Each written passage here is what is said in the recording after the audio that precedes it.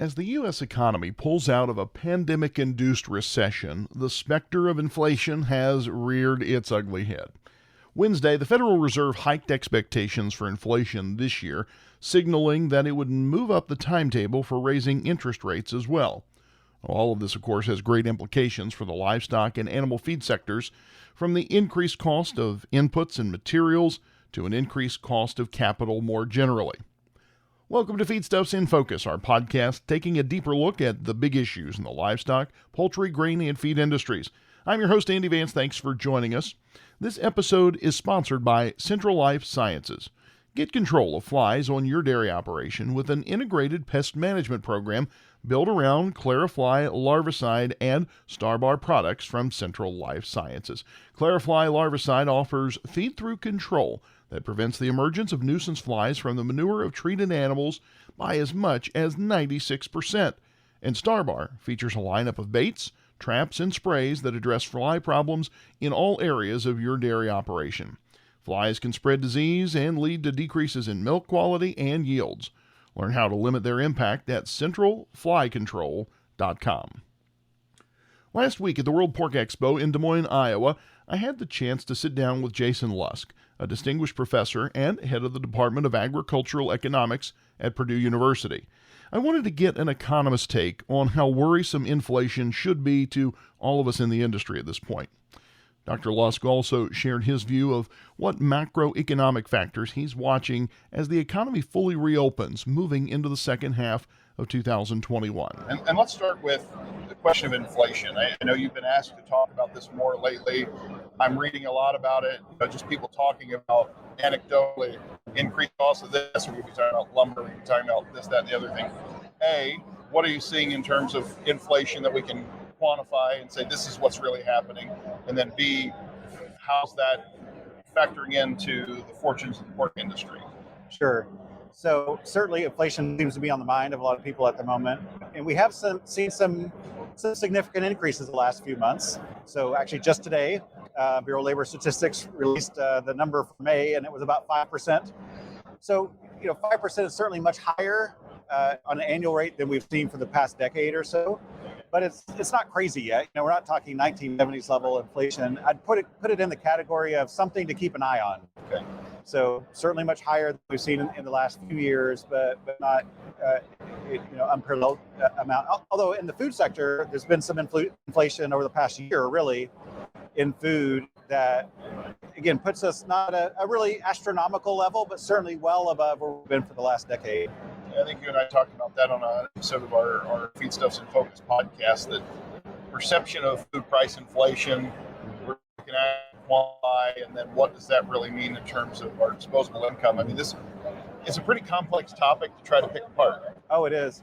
And a question I get a lot is this some other factor or is it inflation? Well, all inflation means is just prices rising. Yeah. And so there are reasons. And I think what people are really getting at is that some macroeconomic factors like the increase in money supply. That is it. You can look at the data that we do have more money floating around than we did. Actually, if you look at savings rates, consumers are saving a larger percentage of their income, which seems a little strange because you might think, economic times have been hard during the pandemic, but we've had good unemployment benefits. We've had stimulus checks. People haven't been spending quite as much because they're not going on vacation. And so there's money sitting out there. And so I think that's really where the concerns are. The conditions seem to be such that people are asking, could we have this explosion in inflation? And there's just a lot of debate amongst economists at the moment as to whether the Fed can rein this in if it gets out of control. All right, well, I identified you as my favorite economist, and for my other ag economist friends who are listening, don't take that personally. But so I'll ask you, how should I feel about where we are in terms of a macroeconomic picture right now? And not to get you to pick apart specific administration proposals or pieces of policy and so on, but are we doing the things that we should be doing, and how should I as a consumer or as a citizen feel about where we're heading as the tail end of this COVID disruption is kind of now in sight? A lot of debate among economists on these questions. I think on the positive side, as we're kind of getting past this pandemic, we're likely to have a lot of demand hit the economy. And that's part of what's driving up food prices. People getting out more, driving more, going out to restaurants more, trying to buy new cars. That's pulling up demand, and that's largely good for the economy, I think. There, a lot of potential of some big increases in federal spending, and I think again, this is big debate about whether that's, how much are we borrowing to do that? Is it going to catch up with us at some point in the future? I'm probably more worried about that than some of my economist friends are. I think reasonable people can debate and disagree about those things, but that does worry me a little bit about sort of our debt to GDP ratios that we seem to be heading towards. I like how you term this when we're talking about inflation. It's not this fish that's sort of out in the ether, like we're talking about prices going up because whatever the underlying issue is. 5% doesn't have you worried yet, but something to watch. Yeah. What's a point where, hey, maybe I need to hit the breaking case of emergency panic button? Sure. I mean, I think one of the reasons, let's say we had 5% annual rate of inflation this last May, was because 12 months ago, prices were low. Yeah, right. So we had a dip in prices. Actually, so we had some deflation economy-wide right after the onset of the pandemic. And so if you're just comparing this May to last May, it's a little bit misleading because last May was unusual on the bottom side. So I'd want to see this kind of 5% for 3 or 4 or 5 more months to really say, okay, this is something that's sticking around for a while. All right. Circle back to the pork industry in particular. As you look at some of these different factors, and we're at a lunch with pork leaders, what are some of the questions or concerns you're getting specific to this industry and things that producers have top of mind that they've been asking you? Hey, Mr. Professor Economist, tell me about this. Yeah, well, a lot of them, but let's stick on the inflation theme. I mean, pork prices are good at that, but feed prices are high too. So it's part of this inflation story. What do we do about these higher feed prices? Are they going to stay around for a while? So this trade show is pretty amazing. It's amazing to see some of the technologies that exist out here now. And so I think those are some of the longer term opportunities, is way to control costs, new science, new innovation, new housing, new genetics, new feed. Is really fun to think about. So, people want to know where the market's going, which I wouldn't be a person if I knew this, or Andy. You probably know that from being a Boilermaker. That's right. By the way, we're proud to have you as an alum too. Thanks.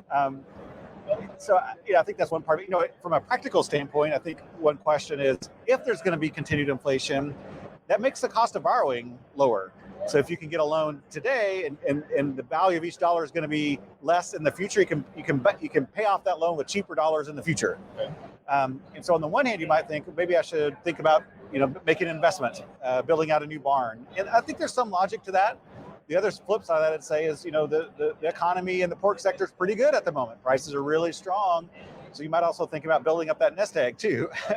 If the last couple of years has taught us anything, it's that there could be disruptions. We don't know what they're going to be, and you want to make sure you have some cushion against that. And if you're at a good economic spot in the moment, you might want to make sure you at least have that cushion in place before you go out and leverage yourself a bunch. Yeah, I mean, that's good fiscal management in general. But then, so you're talking about the cost of capital. I want to come back to that for a minute, because you got me thinking, what about interest rate pressure or interest rate risk? We've been saying for, I don't know, I've been covering this industry for 20 years. We've been saying interest rates are going to go up. What are you thinking about interest rate risk and pressure at this point? Because it's a kind of an interesting place where, and I've been one of those people that's, probably 10, 12 years ago was saying the same thing, like, inflation's got to be coming. Interest rates have got to start rising, and it never did, which is why I think economists are in this weird spot. Like, some of the things we think the way the macroeconomy works seems not to be working, and we're not really sure why at the moment. I think, if inflation starts really rising, I mean, that's what we could expect the Fed to do, is probably, if the economy is good, you get inflation increasing, the Fed may very well increase interest rates. But my very on. I want to ask you a more general question. This is kind of where we're going to leave. How has the role of the economist changed in recent memory, with all of the disruptions and upheaval, and as people become more, I don't want to say vociferous in their political opinions and so on? Like, how's the role of the economist changed? That's a tough question, in part because my roles and jobs have changed over too, so it's hard to disassociate myself from the broader factors. But I think in livestock agriculture, for example, a lot of controversy at the moment, concern about anti-competitive behavior, and even the consumer side. So I think concerns about the food system, and I think it's a challenge to be a trusted voice, in those discussions. Also, trying to be honest with yourself about what you think is really happening. And so I think it's just like our broader political decisions. It's hard to find common ground these days. It's more contentious. And I'd say that's true even for economists, unfortunately. For the latest economic news facing the food, animal, and animal feed production industries and how those trends affect your business, subscribe to the Feedstuffs Daily e-newsletter and visit us at feedstuffs.com. This episode was sponsored by Central Life Sciences.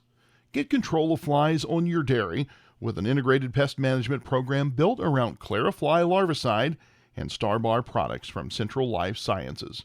Clarifly larvicide offers feed-through control that prevents the emergence of nuisance flies from the manure of treated animals by as much as 96%. And Starbar features a lineup of baits, traps, and sprays that address fly problems in all areas of your dairy operation. Flies can spread disease and lead to decreases in milk quality and yields. Learn how to limit the impact at centralflycontrol.com. I'm Andy Vance, and you've been listening to Feedstuffs in Focus. Thanks for joining us today. If you want to hear more conversations about some of the big issues affecting the livestock, poultry, grain, and feed industries, subscribe to this podcast on your favorite platforms, including Apple and Google Podcasts. Or you can always check out our website, feedstuffs.com, for future episodes. Until next time, have a great day, and thanks for listening.